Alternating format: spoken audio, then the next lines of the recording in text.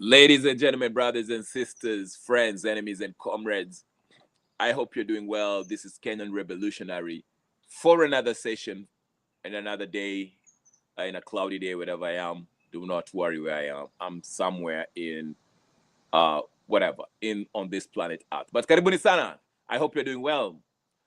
Today we are going to talk about IEBC proving to be a tool of the Kenyan for the Kenyan elites.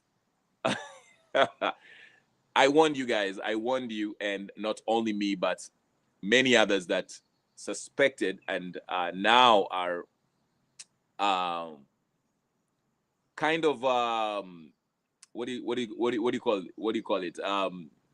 It's proving to be true what we already suspected. Okay, that this IBC, the body, um, governmental body that is supposed to be independent electoral boundaries and whatever commission, whatever, that is supposed to be responsible for overseeing, conducting the Kenyan elections, are kind of showing their hand very early on before even 2027. Now, you see why I usually argue with, not argue, but I kind of shut down this whole argument by people that, oh, tutalinda kura, it's okay, let's just get to 2027, don't worry, tutalunda kura, tuta make sure that kura zimehesabiwa sawa. You see what I'm saying? This is the very reason why some of us, me among others that come from the same school of thought, say that if you're going to these next elections, 2027 or 2026, whenever we are going to have it, and if you are expecting to beat Ruto, defeat him in a presidential election by using this very IEBC that he has handpicked, him along with his conman brother, Raila Odinga, then you're in for a rude shock. I know you can talk yourself up and say, oh, like I said, tunaenda kulinda kura, will be sleeping in the polling station to make sure that the kura are counted and are... You are not. Even if you go there, it won't make any difference. But anyway, for those of you who are still wondering what we are talking about, I will break it down to you very quickly. I will be very brief because my gadget here is not well charged, so I have to be brief, okay? And it's a pretty short and direct news that's coming out about the IBC. But anyway, if you are joining this channel for the first time, ladies and gentlemen, let's get into the formalities. If this is your first time in Kenyan Revolutionary Channel and you like this kind of content, I talk about Kenyan politics and world politics as it relates to Kenya. Please go ahead and subscribe, share, comment, do all the good stuff, and always hit that that notification bell. Make sure it's on, so every time I come on, you can always join me on the chat, or I can throw in a link and you can join me in a discussion and we can have a discussion. Let your view be known. Okay? Like I said, I'm less tolerant than I used to be. I used to be tolerant. I used to listen to everybody. But now that we are looking forward ways of revolutionizing, overhauling the corrupt Kenyan system that we have in place, I do not have patience with people who still want to trust the system to give a different results from what's already in place. But anyway, if this is your first time, ladies and gentlemen, brothers and sisters, friends and comrades, go ahead and hit that like button, subscribe, share, comment, and do all the good stuff. If you've already subscribed and you've already have the notification bell on, you know the first order of business, which is what? Like the video. I'm sorry, guys. I know this channel is very compromised by hackers, people who are not happy with their lives, do not like the kind of confrontational way in which we talk about stuff. We do not spare anyone. We don't spare any politician, any of your favorite politician or figures, okay? We talk about the truth. We face the truth and we call out people that are corrupt, that are masquerading, the con men and con women who pretend to be leaders, who are perpetuating the same colonial system that has been in place since 1963. So we don't spare anyone here. That's why some people, they're feeling some kind of way, so they have to hack into this channel and try to, control the traffic that's coming in this channel in order to discourage us from continuing with what we are doing. But as I've always mentioned, that there's whatever in place, subpoenas about to go out there, and I will not go into that. Just stay focused. We shall continue discussing what we're discussing, okay? Mambo napelekwa pole. Mambo ni mosmos. Anyway, let's get to the topic of the day, ladies and gentlemen, brothers and sisters, friends and comrades. We are going to talk about, let's first start with something else before we get to the IEBC stuff, okay? Let's start with something else. I want to mention Sifuna. So there've been a brouhaha for the past week. It started snowballing to this week now. It started last week when Sifuna had that meeting with Okwara, whatever name is, okay, in NTV or Citizen TV, one of the news, one of the news mainstream news outlets out there, okay. And we had Sifuna was, thumping his chest, talking about how Ruto is failing the country, how he cannot work with Ruto, and if he takes Matiang'i to remove Ruto, so be it. He doesn't care how many skeletons Matiang'i. I told you this guy is a charlatan. He's another faker. He's not different from these politicians of yesteryears. He's not different. He's a con man. He's a nobody. These guys are, all they do is try to bamboozle, lie to the community, to the public, okay? Pandering to their tribal affiliations. They are targeted audience, okay? So what I'm trying to say is this. Sifuna is no different. He has proven time and time again. Again, listen, ladies and gentlemen, the day that I realized that Sifuna was an empty head, was a pinhead, is when the Gen Zs were out there protesting, and he was actually frontlining the whole UDA, ODM, MOU thing, okay? And he was even taunting the Gen Zs that, oh, unajua nini?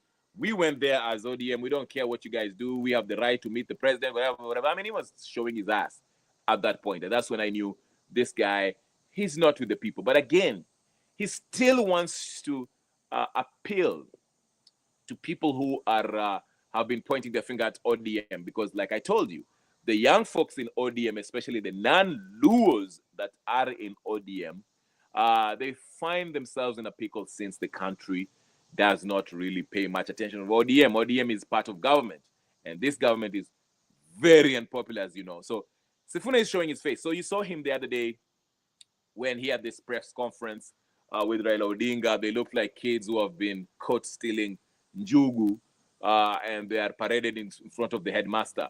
And they were standing there like kuku ambayo wamenyeshewa, giving a press statement about how they're loyal to this MOU with UDA. I mean, it was just stupid, Some of these press conferences are stupid. Just, if you need to have a press conference, just, go to Serena Hotel, whatever the case is, call a bunch of people with the camera, issue a statement. It's good enough. You don't have to stand there with suits and looking like clowns, okay? But anyway, so you saw how, there was talk that Sifuna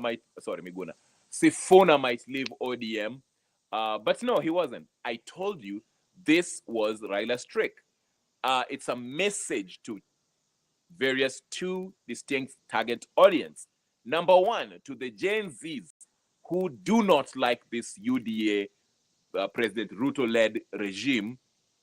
The message was, we are still with you. And that's what Wanga and the others were gloating about in their weekend funerals, okay? Oh, we are still with you, we're not with Sifuna. And on the other hand, Sifuna was trying to endear himself with the Gen Zs and anybody else who does not enjoy this blood-based government, who is against this blood-based government, by saying, we are not going to work, I'm not going to work with Ruto, I'm not going to do this, and that. Just same bullshit. But the bottom line is, Sifuna is no different from this political elites. This guy is a beneficiary of it. That's how he made his name. That's how his name. So it is incumbent upon him to stay in ODM because that's his bread and butter. That's how he makes his money. That's how he stays relevant. But anyway, forget me, Sifuna. Let's get to the IEBC stuff. Let's get to the IEBC stuff. And I will be very, very brief. Like I mentioned, I will be very brief. I will not keep you here for long. Sifuna. Sorry. I said IEBC, then I keep on mentioning Sifuna. Now I was talking about, what was I talking about? IEBC, yes. Independent Electoral Boundaries Commission. Again, the so-called independent, in quotes, they're supposed to be independent,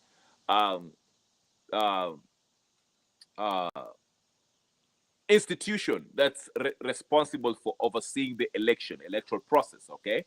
Now, they came out and say that there's no law in place that supports the, not impeachment, but the recalling of an MP or, women rep in the case of Esther Passaris, which is false. But these guys issued a public statement, not appalling to me, because some of you are, I'm looking at the reaction and on X, how people are so enraged by this statement. I'm like, my reaction is, what did you expect? What do you expect? We told you. Not only me, people told you about this IEBC thing. Tuliwambia, this IEBC has been handpicked by William Samoei Ruto and Raila Odinga for the sole reason to rig the next elections. And the rigging of these elections will not be limited to just the presidential results. It will be also these MCAs and all this nonsense, all these MPs. It has been rigged. It's rigged. So when we told you this, why do you think ODM was fighting so hard to actually change the law? Remember when Opiyo Wandayi, Opiyo Wandayi was fighting so hard to have this amendment bill, this IEBC amendment bill, which will give them a say in the picking of the IEBC commissioners. It was done by design. Okay, Karibu sana James Mwangi. I see you saying it will be hard. James Mwangi is saying it will be hard to steal election, but the IEBC will try to steal the election. For Ruto, he will force himself in Kenya. It will be messy. I agree with you. This coming election, will be a messy affair. I don't know about being hard to steal the elections. I think it will be something that they can comfortably do it. As a matter of fact, I think they've already put a place, pings, washa program your software in such a way that it will tabulate the results in his favor. I won't be surprised if they've already done that, okay? So, but anyway, what I'm trying to get at is this. I told you very early on that this coming elections, I always give you that quote by Joseph Stalin, that it is not the people who vote that determine elections. It is the people who count the vote that actually determine who wins the elections. Okay? It is not the people who vote that determine the elections. It is the people who count the vote are the ones who determine an election. So here we are. I told you, do not be quite excited. If you see these people finally agree upon ati wamekubali sasa wanataka constitute the IEBC. They've picked up the commissioners. Finally, after years, more than 2 years that they were supposed to immediately pick the commissioners. It took them 2 years. Nikawambia, there's a catch. There's a reason why they're picking these IEBC commissioners right now. And like I say, this pronouncement by the IEBC saying that there's no law in place that that supports that defines the threshold or the nature of which you can recall, the ways of which you can recall these MPs. Okay, it is designed to take this issue to the courts. Okay, it is designed to drag the people to the courts because people will seek recourse at the judiciary. Okay, because it is the courts that actually do what? Interpret the laws or interpret the constitution as to whether this particular law or this section of the constitution, what it means as it relates to the issue at hand. Now, for me, it's not up to debate. You can go to Miguna's page. Miguna, he has actually highlighted the section of the judgment of a case before a precedent of a case where the court was very, very clear as to whether or not you can actually recall an MP. I think the Constitution is where the Elections Act is very clear, as to how and how you should collect the signatures. And basically, collection of signatures is kind of like a plebiscite. It's like a referendum. It's a referendum actually. Because in the Election Act, I think in section 45, if I'm not wrong, okay, it kind of highlights when you can do it. Then there's article, what is it, 96 or 97 of the Constitution, where it describes, you can collect signatures from the, if there's a quorum, it's like a referendum. Let's say if you want to remove Babu Owino from Embakasi East, we want to remove him as an MP. Now, there are going to be a referendum, a consensus, okay, that shall be carried out through this collection of signatures, okay, whether it's 1 million signatures. Of course, we know the IEBC should have a record of how many registered voters of the population of the Embakasi people, okay? So this collection of signatures, it should meet a certain threshold. I don't know if it's, 1/3 or whatever the case. Go read the law. It's there. It's very clear. It doesn't need any interpretation. Even a layman as me, I can actually, give you the judgment of that. But you know what? Like I said, it describes clearly how this exercise should be conducted. It is a mini referendum where people collect signatures and they present it to the IEBC, and the IEBC takes over and declare that they declare that specific candidate as to have been recalled. Okay, okay. So what I'm trying to say again is that there is a clear description of what needs to be done, how it needs to be conducted, So even if, like the IEBC argument, because the argument by IEBC, they're saying that there's no law in place that spells out what needs to be done or how the recalling of a certain member of parliament or senator or whatever the case is supposed to be done. But again, the Constitution is there describing the process in which this should be done, okay, on how it should be done, okay? And if there's going to be a law in place, the law should reflect what the Constitution actually describes as what needs to happen, okay? So any law that is made by these lawmakers should be a reflection, should come from the Constitution, what the Constitution says. Now, the reason why I'm telling you this is designed to drag the people to the courts or drag the issue to the courts, again, you can go see different cases that have been highlighted, okay, that addresses the very issue that IEBC raises. Now, the reason why I'm saying the IEBC made these pronouncements in order to drag this issue to the courts. The reason is there's a 1-year window. We are literally sitting exactly 1 year window that is left when you can be able to recall an MP or a senator. I'll repeat it and I'll be very slow so you can get it. For the people at the back, pay attention. The class is in session. Shimariam, I see you. James Mwangi saying the polling station are the final say on the election unless they change the numbers from the ground. They will just have to pronounce fake results. Ruto will not win. He will fake it. Okay. Resign from politics. This thing is affecting me. Mimi resign from there. I was, but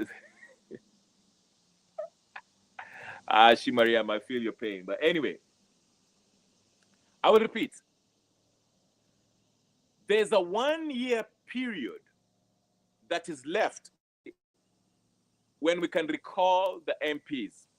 Because the law says, under the Elections Act, subsection 45, I believe, go check it out, Google it. It says, you cannot recall an MP, your representative, your MP or your senator, 12 months before the next general elections.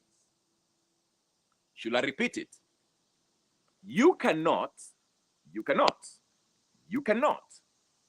recall your MP or senator 1 year before the next general election. Now, the next general election, I'm assuming, is in August 9th, 2027. Yeah? August 9th, 2027, right? Now, that means we have between August 9th of 2025, which is a week from now, August 9th, 2025, until August 9th of next year, 2026. We have that 12-month window. We have basically 1 year. That window that is left for us to be able to recall these MPs. Now, what am I saying? I know you might be lost a little bit. Follow me. Are you paying attention? Follow me very quickly. This is the trick here by these IEBC folks. They gave that example, highlighting a case that supports their position that, oh, there's no law in place that supports, that defines, the specifics of how we should recall an MP. Now, by highlighting that, obviously, the Okeom Tatas of this world, someone, the NIS agent somewhere, or someone who's triggered, like I see the reaction of majority of you guys on X, shall run to the courts to seek a clarification on the matter. Okay? Citing the law in place, the Election Act, okay? And the section of the Constitution that deals with how MPs and senators, whether they can be recalled. Now, the point I'm making is this. The process of which this issue is to be determined shall take place at the judiciary, because the courts are the constitutionally mandated body that's supposed to interpret the law as to what it means regarding a specific issue. Now, the goal of this is to have a protracted process, judicial process, to move this issue up to August 9th, 2026, when there shall be no wiggle room. Because I've told you, don't quote me, go check the actual site, the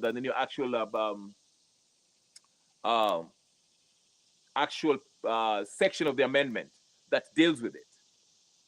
They're going to drag this process, this judicial process, from now up to August 9th, 2026, which will be 1 year before the next general elections.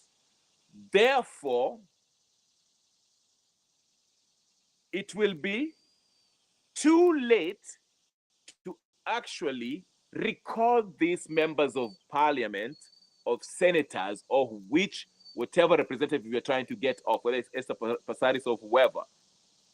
Okay? Because they can actually run to the court and say, you know, we've been trying to get an interpretation of this matter in the judiciary. Okay? But they'll drag it up to August 9th, 2026, next year. Now, August 9th next year, if it gets to August 9th, 2026 next year, technically, we shall be outside the time frame in which we can recall an MP or a senator or whoever that senator or representative is. You understand what I'm saying? So, by the IEBC making that statement that there's no law in place, you know, that, you know, describes or clarifies how a member of parliament or a senator, or whatever the case is to be recalled, that is laying the groundwork for a what? For an argument at the judiciary. You understand what I'm saying? Wamesha lay out the groundwork for their argument at the what? At the judiciary. Their aim will not to win the argument that, oh, there's actually a law in place, there's a precedent given the cases before. That's not what they're in for. The aim is to drag this issue back August 9th next year. And once we get to August 9th next year, it will be too late to recall these MPs or senators, because by the Constitution, we only have up to 12 months before the next general election when we can actually recall these pinheads. So by the time we get to 2026, August 9, 2026, tutakuwa tumesha chelewa. We are late. Do I make myself clear? That is why these people came. Nobody in their serious mind can come out and say that there's no law in place. You don't even need a law in place to define how we recall these MPs. The Constitution is already clear on how we should do it. Again, I think it's Article 96 or 97 describes how to recall your MP and your senators. The collection of signatures. I shall do an in-depth analysis on this later on today or maybe tomorrow to break down this case further, to show you what they're trying to do here. But again, what I'm trying to say is this: do not be surprised. It is not time to be angered or upset because you already warned. This was bound to happen. Tuliwaambia IEBC ni ya Ruto, nyinyi mkasema ninio. So like my friend here is saying, the police stations are fine, which is right, technically he's right. And I want to address this because it's a very good point that he's making here. Okay, by James Mwangi. This is a very good point. He's saying the polling stations are the final say on the elections. Basically, he's saying in the presidential election, the results of the polling station are final, okay? That's basically what he's saying. Unless there's change in the numbers from the ground, they will just have to pronounce fake results. Ruto will not win. He will fake it. Absolutely, and that's what we are saying. So the point I was making to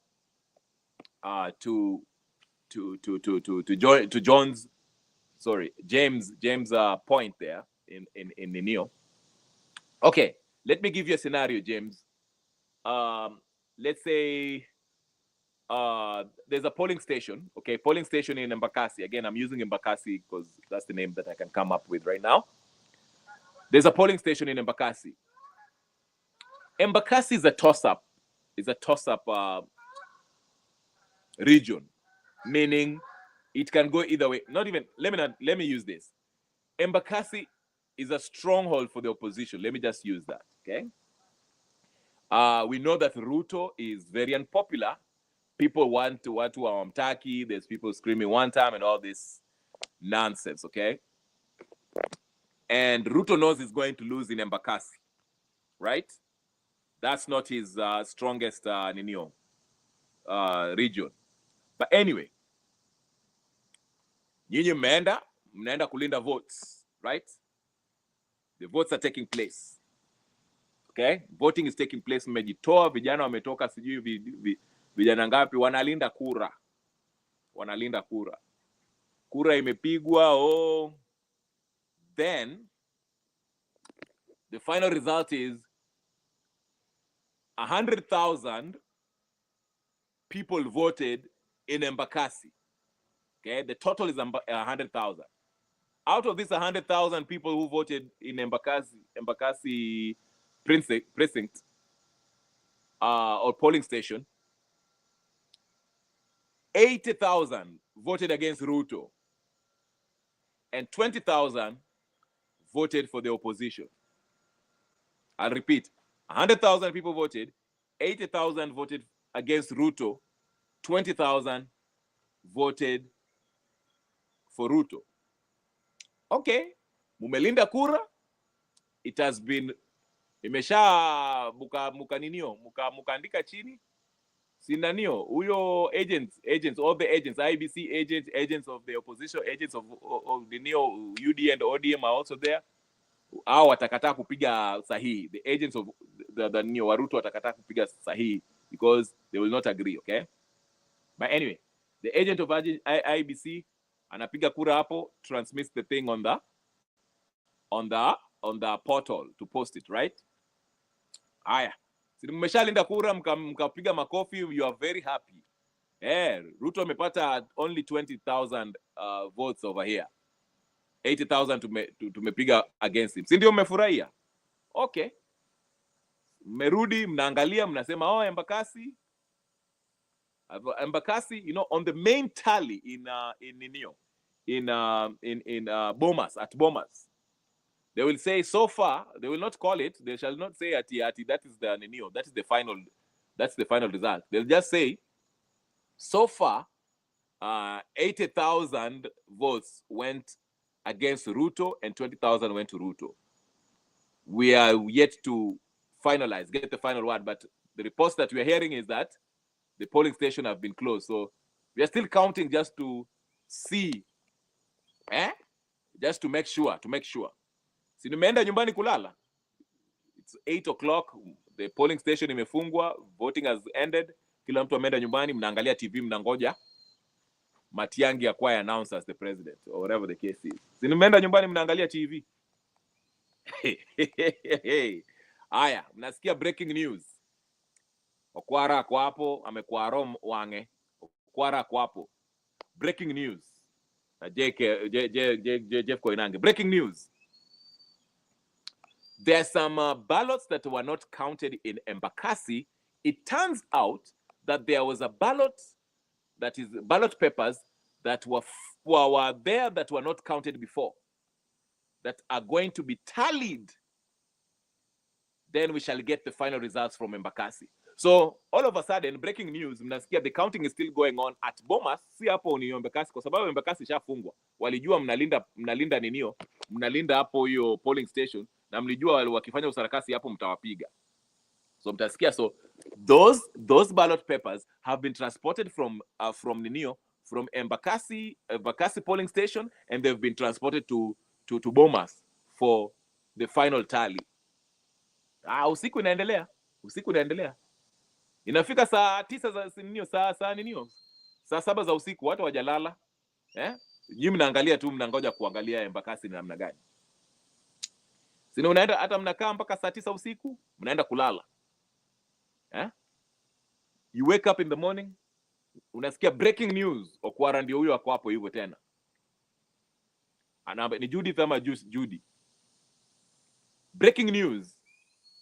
The final tally at Embakasi polling station is 250,000 votes. Out of these 250,000 votes, Ruto received 155,000 votes, and the rest went to the opposition. Munasema ngoja. Tulilinda vote hapo kwa polling station. Tukapiga sahihi ati kura 1,100 ndio ilipigwa. Remember, there's a law in place that says outside this IEBC amendment bill that they can be what? Mobile voting station. Sasa watasema hiyo mobile voting station ilikuja baadaye saa 9 ikaenda kuhesabiwa huko Bomas. Ruto ameshinda Embakasi. Why? What is the point? It is not the people who vote who determine the elections. It is the people who count the vote who determine the elections. Will it be messy? Absolutely. Ruto will steal the elections. But it is your burden of proof to demonstrate that in front of the corrupt judicial system that he controls, that he actually stole the elections. Good luck with that. Nawambia hivi ndio you prepare yourself. Mujue ukweli kabla don't set yourself up for failure. If you truly believe that Ruto is going to lose this election under this IEBC in place, considering what they've just said about the recalling nonsense that they've just said, you are setting yourself for a great disappointment. Unaelewa? Don't do that to yourself. Mimi niliwaambia the only way kutoa mtu ni popular revolution. Kwa sababu hizo tukijaribu hizo mbinu zote, njia zote, hakuna ile hawezi kumtoa. Ako in control. Total control. That's why he's confident. Naelewa? That's what I've been trying to tell you. Angalia, IEBC natoka inasema ati, is it in their place to say ati there's no, this is what, is it the place of IEBC kukuja kutuambia ati hakuna sheria ambayo inasema hawezi kumngoa mwanasiasa fulani, mbunge fulani, ama women rep, ama senator? Is it in the place of the IEBC to come and say such nonsense? Hata Esther Passaris akatoa kifua anasema ati hakuna pale anaenda. Yeye anafanya kazi. It shows you the hubris, the confidence, cockiness of these corrupt political elites of Kenya. Wamejua they have this system on lock. If you're going to try to remove me through a system that they've actually designed, benefited for years, unafikiri utamtoa through your system? No, you can't. You have to exercise your sovereign authority, which they do not have power over.